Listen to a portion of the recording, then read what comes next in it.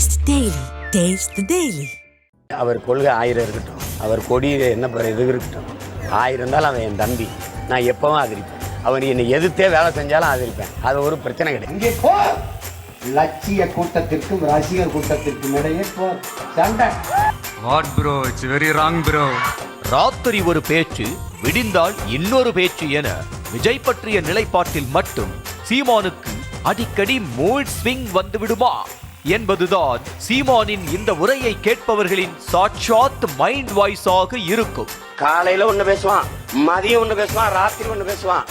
காலையில அப்படி ஒண்ணு பேசுறீங்க, மதியம் எப்படி ஒண்ணு பேசுறீங்க, கேட்கறது இல்ல. நம்ம விஜய் நடிகராக இருந்த போது அவர் மீது சீமான் அளவுக்கு அன்பு வழிந்த அரசியல் கட்சி தலைவர்கள் இல்லை என்றுதான் சொல்ல வேண்டும். ஆம், விஜய்க்கு உடன்பிறந்த அண்ணன் இருந்தாலும் பொறாமைப்படும் அளவுக்கு தம்பி புராணம் பாடி புலங்காகிதம் அடைந்தார் சீமான். இந்த இடத்த அது என் தம்பி தான் முடிவு பண்ணோம். 1000 இருந்தாலும் அவன் என் தம்பி. நாங்க 2 பேரும் என்ன பகையா? அண்ணன் தம்பி தான் நாங்க 2 பேரும். இப்படி தம்பி தம்பி என வாய் நிறைய அளவளாவி விட்டு விஜயின் விக்கிரவாண்டி மாநாட்டுக்கு பிறகு என்ன நினைத்தாரோ, ஒண்ணு அந்த பக்கம் நில்லு, இல்லன்னா இந்த பக்கம் நில்லு, நடுவுல நின்னா லாரி மோதி செத்து விடுவாய் என விஜயை மிக மோசமாக தாக்கி பேசினார். விஜய் அறிவித்த திராவிட கொள்கைக்கும் தனது தமிழ் தேசிய கொள்கைக்கும் ஒத்துவராது என்ற நிலைப்பாட்டில் விஜயை விமர்சித்தார் சீமான். சில நாட்கள் தீவிர விஜய் எதிர்ப்பை கடைபிடித்து வந்த சீமான் திடீரென டோன் டவுன் செய்து பேச ஆரம்பித்தார். 1000 தான் இருந்தாலும் விஜய் என் தம்பி என மீண்டும் தம்பி புராணம் பாடினார் சீமான். அது மட்டுமல்லாமல் பழையபடி விஜயின் செயல்பாடுகளுக்கு ஆதரவு அளித்தும் பேச தொடங்கினார். சென்னையில் வெள்ளத்தால் பாதிக்கப்பட்ட மக்களை நேரில் சந்திக்காமல் அவர்களை பனையூர் அலுவலகத்திற்கு அழைத்து வந்து விஜய் நிவாரணம் வழங்கியது குறித்து பல்வேறு தரப்பினரும் விமர்சனத்தை முன்வைத்த போது, உதவி செய்யும் எண்ணம் இருந்தாலே நல்ல விஷயம் என சீமான் மட்டும் விஜய்க்கு ஆதரவாக பேசினார். அவரால் போய் அப்படி நிற்க முடியாது, பிரச்சனை இருக்குல்ல. அவர் போய் அங்கே நின்னா பாதிக்கப்பட்ட மக்களின் கூட்டத்தை விட அவரை பார்க்கணுங்கிற கூட்டம் அதிகமாக வந்துடும். அப்புறம் அந்த பிரச்சனையை வேற சமாளிக்கணும். நீங்கள் அங்கே போய் கூட்டம் கூடி அதனால வந்ததுன்னா பாருங்க, அவரை பார்க்க இவ்வளோ பேர் கூட்டிட்டாங்க, அந்த பாதிக்கப்பட்ட மக்களுக்கு உரிய அளவில் செய்ய முடியல இதெல்லாம் அப்படின்னா அதுக்கு ஒரு விமர்சனத்தை வைப்பீங்க. அதனால அவர் சரி உதவணுங்கிற எண்ணம் இருக்கு, அதுக்கு நீங்கள் பாராட்டணும். அதே போல கல்வி விருது விழாவில் நீட் மட்டும் உலகமல்ல என்ற விஜயின் பேச்சுக்கும் ஆதரவு குரலே கொடுத்திருந்த சீமான் விஜயின் கருத்துக்கு உடன்படுகிறேன் என்றெல்லாம் கூறினார். அது சரிதான், சாதிக்க வேண்டியது இருக்குதா. என்னை பொறுத்த வரைக்கும் மருத்துவம் மட்டுமே கல்வி அப்படிங்கறத நான் ஏற்கல. அவ்வளவு ஏன் 2026 தேர்தலில் திமுகவுக்கும் தவிகவுக்கும் தான் போட்டியே என்ற விஜயின் அறிவிப்புக்கு கூட ஆச்சரியமாக அண்ணன் சீமான் வரவேற்றுதான் பேசியிருந்தார். 2026 அதை வரவேற்கிறேன். ஏன்னா திமுகவோட மோதி அழிக்கணும், அதை வீழ்த்தணும்னு நினைக்கிற என் தம்பியுடைய அந்த நிலைப்பாடுகளை அதை நான் வரவேற்கிறேன்.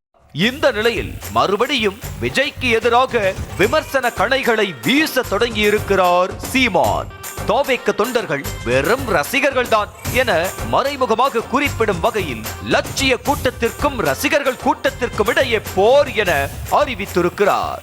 சினிமாவா சித்தாந்தமா என ஆவேச கேள்வி எழுப்பிய சீமான், உறவுகள் என கருதி சித்தாந்த வேறுபாடுகளை கடந்து இனிமேலும் பழகப் போவதில்லை எனவும், கொண்ட கொள்கைக்கு எதிராக தாய் தந்தையே வந்தாலும் எதிரிதான் என மீண்டும் விஜயை எதிரியாக மாற்றி இருக்கிறார். ஆத்தாடி சின்னத்தா மகன்ல, ஆத்தாடி பெரியம்மா மகன்ல, ஆத்தாடி சித்தப்பாவில, இதுலே தாண்டா நம்ம இது. இனிமே அந்த பாவம் பார்க்க கூடாதா, ஏறி அடிச்சிருவீங்க. கொண்ட கொள்கைக்கு லட்சியத்துக்கு எதிராக பெத்த தாய் தந்தரே வந்தாலும் நமக்கு எதிரிதான். இங்கே போர், லட்சிய கூட்டத்திற்கும் ரசிகர் கூட்டத்திற்கும் இடையே போர் சண்டை.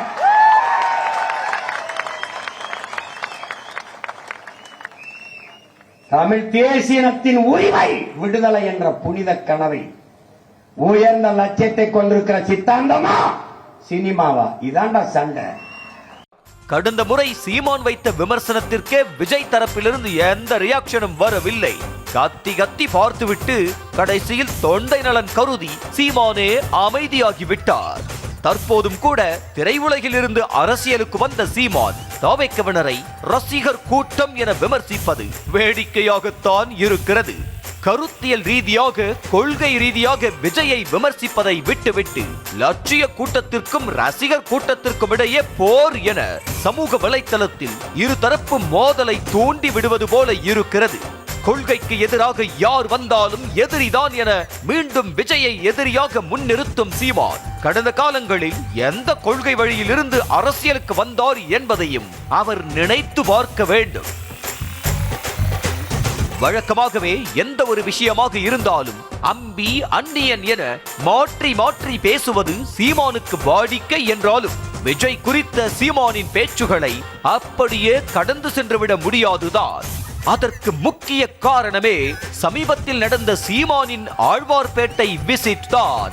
திமுகவை அரசியல் எதிரியாக அறிவித்து விஜய் தீவிரமாக விமர்சித்து வரும் நிலையில் வருகிற தேர்தலில் சீமானை விஜய்க்கு எதிராக பேச வைக்க அறிவாலய தரப்பு காய் நகர்த்துவதாக சொல்லப்பட்ட நிலையில்தான் சீமானின் நிலைப்பாடு தலைகீழாக பல்டி அடித்திருப்பதாக கூறப்படுகிறது.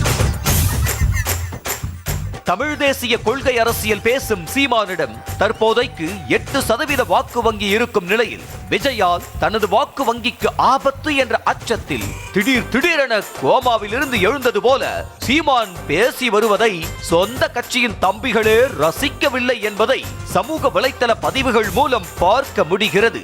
சீமான் பேசும் தமிழ் தேசிய அரசியலுக்கு எதிராக விஜய் இன்றளவும் ஒரு வார்த்தை கூட பேசாமல் இருக்கும் போதே சீமானின் வாயிலிருந்து இவ்வளவு விமர்சனம் வருகிறது என்றால் இன்னும் போக போக என்னவெல்லாம் பேசுவார் என்பதை ராமதாஸ் ஸ்டைலில் போக போக பார்த்து தெரிந்து கொள்வோம்.